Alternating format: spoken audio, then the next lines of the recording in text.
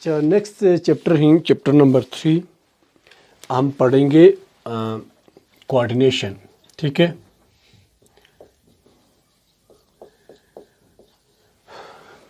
अब कोऑर्डिनेशन क्या होते हैं इस चैप्टर में हम, क्योंकि बायोलॉजी पढ़ रहे हैं तो सारे के सारे लिविंग थिंग्स के अंदर कोऑर्डिनेशन किस तरह होते हैं वो पढ़ेंगे। ठीक है, तो ये कोऑर्डिनेशन का मतलब है हमारे बॉडी में या बाकी लिविंग थिंग्स के किसी भी आप प्लांट या एनिमल का ले लें वहाँ पे मुख्तलिफ आर्गन्स और सिस्टम्स होते हैं। ठीक है, बहुत सारे सिस्टम्स होंगे ना, तो हर सिस्टम के ज़िम्मे एक ख़ास फंक्शन को दिया गया है जो इसको अच्छी तरीके से परफॉर्म करते हैं। लेकिन मुख्तलिफ सिस्टम जो हैं वो एक दूसरे से मुकम्मल तौर पर इंडिपेंडेंट नहीं है।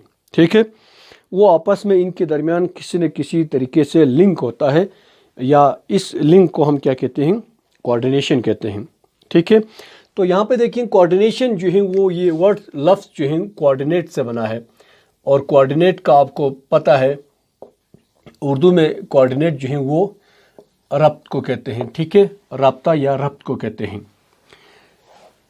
तो बहुत सिंपल तरीके से अगर हम डिफिनेशन करें कोऑर्डिनेशन की तो क्या होगा, किसी भी लिविंग थिंग्स के अंदर जितने भी ऑर्गन्स और सिस्टम होते हैं उनका आपस में कोऑर्डिनेटेड होता है। ठीक है,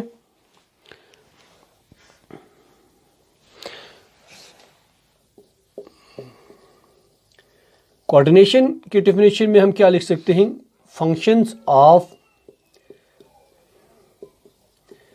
different organs and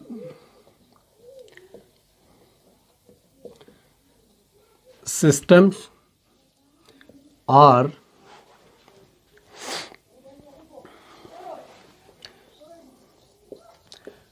coordinated with each other। एक दूसरे के साथ क्या होंगे, उनका लिंक होंगे। इस लिंक को हम क्या कहते हैं, कोऑर्डिनेशन कहते हैं। अब इसमें हम आपको एक छोटा सा मिसाल देते हैं। फर्ज करें आप कोई एक्सरसाइज करते हैं। ठीक है, अगर हम फिजिकल एक्टिविटी करते हैं, एक्सरसाइज करते हैं, तो हमारे बॉडी में मौजूद बहुत सारे सिस्टम जो हैं इसमें इन्वॉल्व होंगे। सबसे पहले जो है जब आप एक्सरसाइज करते हैं, वॉक करते हैं, तो हमारा मस्कुलर सिस्टम जो है वो बहुत अच्छा काम करेगा। ठीक है, इसमें पहला इन्वॉल्व क्या होंगे,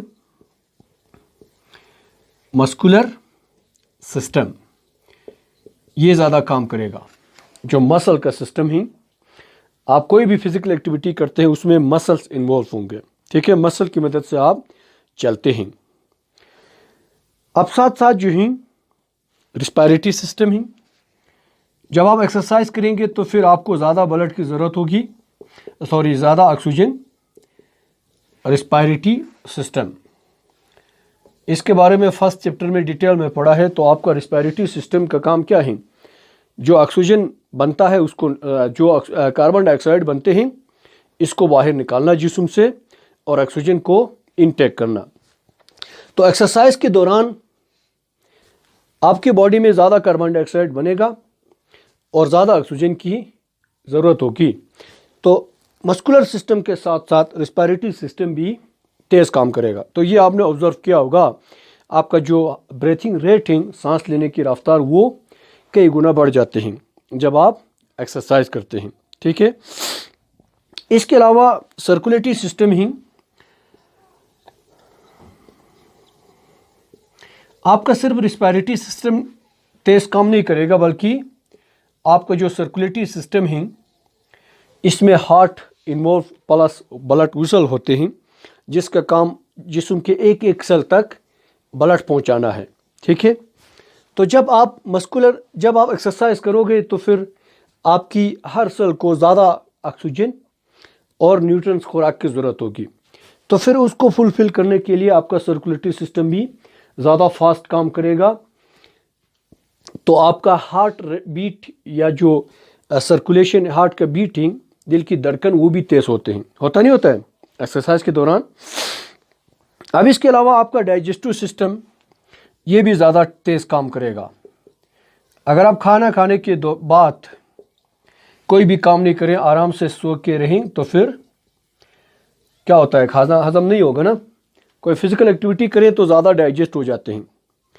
अब यहाँ पे देखें, एक सिंपल हमने एक मिसाल दिया है, इसमें बहुत सारे सिस्टम जो हैं वो क्या कर रहे हैं, एक इन्वॉल्विंग है नहीं है, उसमें शामिल हैं फिज़िकल एक्टिविटी एक्सरसाइज में। तो अब यहाँ पे देखें, सबसे पहले तो मस्कुलर सिस्टम ने शुरू किया था काम। अब इसको किस तरह पता चला, रिस्पायरेटरी सिस्टम को, इसको किस तरह पता चला इसने भी तेज़ काम करना है। इसको कहाँ से पता चला, तो इसके दरमियान एक लिंक होता है, रब्त होते हैं इन सारे सिस्टम्स और आर्गन के दरमियान। इस सिस्टम को, इसको क्या कहते हैं, कोऑर्डिनेशन कहते हैं। तो कोऑर्डिनेट करने के लिए भी दो सिस्टम्स होते हैं लिविंग थिंग्स के अंदर, ठीक है। तो अब इनको आपस में लिंक करने वाला जो सिस्टम है, इसे हम नर्वस सिस्टम कहते हैं। In the case of animal दो तरीके से कोऑर्डिनेशन होगा।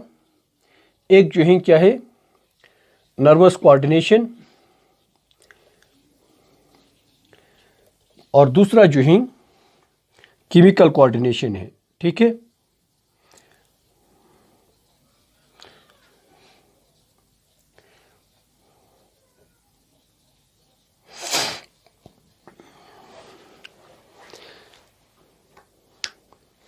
केमिकल कोऑर्डिनेशन, नर्वस और नर्वस कोऑर्डिनेशन जो हैं,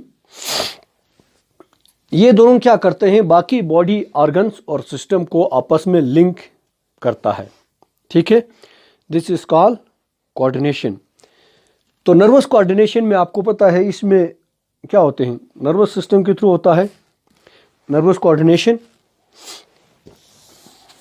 तो हमारे पास क्या आ गया, दो तरह की कोऑर्डिनेशन आ जाते हैं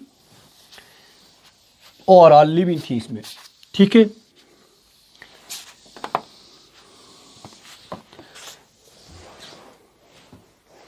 first one is called nervous coordination.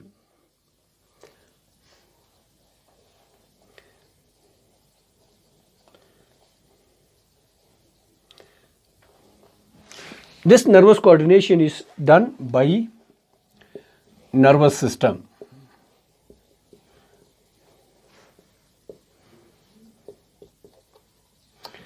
अब नर्वस सिस्टम में ब्रेन प्लस स्पाइनल कॉर्ड और बाकी नर्व आते हैं।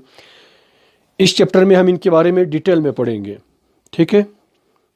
अब ये वाला कोऑर्डिनेशन जो है वो सिर्फ एनिमल में होंगे, ओनली फाउंड इन एनिमल। और दूसरा कोऑर्डिनेशन क्या है, केमिकल कोऑर्डिनेशन।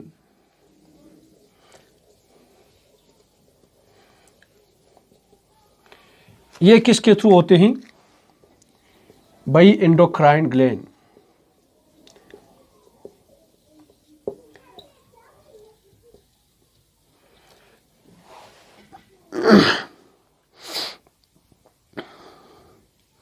ठीक है, या एंडोक्राइन सिस्टम के थ्रू होगा in the case of animal, लेकिन ये प्लांट्स में भी होते हैं, ठीक है। हार्मोन के ज़रिए होता है, प्लांट में मुख्तलिफ किस्म के हार्मोन पैदा होगा। तो नर्वस कोऑर्डिनेशन जो है सिर्फ एनिमल में होंगे, प्लांट में नहीं होते हैं। तो इसके बारे में हम आगे डिटेल में पढ़ेंगे।